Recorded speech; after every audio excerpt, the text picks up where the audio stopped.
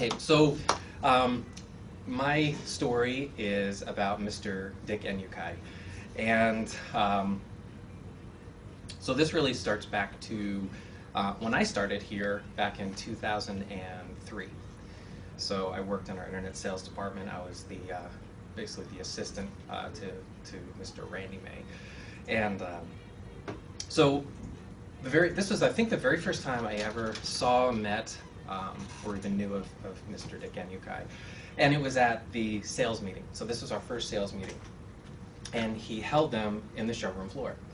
So I was very new to the auto industry. I probably had as many fears about it and questions as all of our clients have.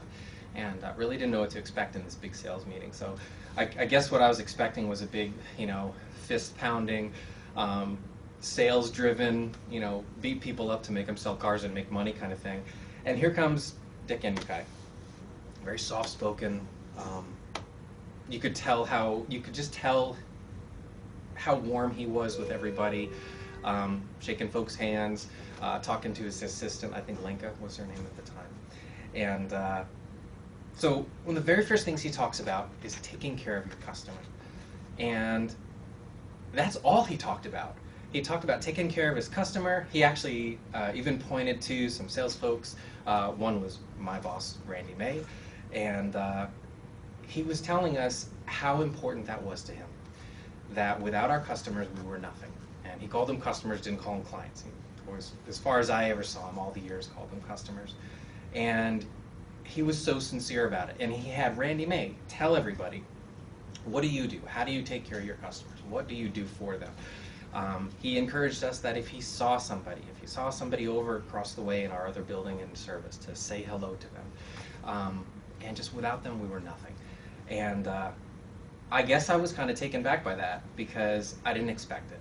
And it really made me feel great to be there. I mean, first I was hired on by Randy and made me feel great about being a part of the auto group, but then I got to meet the owner.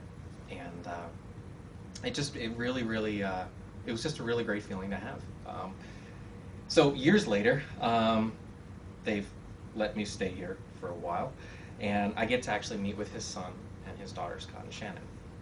And I meet with them every Wednesday, and one of the very first things we talk about, and one of the primary things every Wednesday that we talk about, is taking care of our customers and making sure we say hello to them, make sure they're appreciated, make sure that they're valued, make sure that we take care of them, because without them, we wouldn't be here.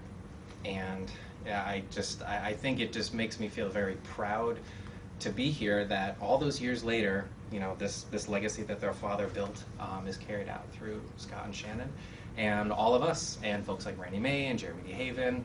I mean, I could list everybody who works here at all of our dealerships. Corey, Sean, all of my internet team, Jelaine, Megan, Naomi, Sandra, Crystal, who all of us work so hard to take care of our customers.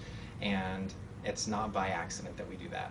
It's by the people who work here, and all of us kind of came here from starting with Dick Inukai. So I guess that's kind of my story about Dick Inukai, was just how from my very first meeting here, I understood that working at Dick's Auto Group meant taking care of your customers, because without them, we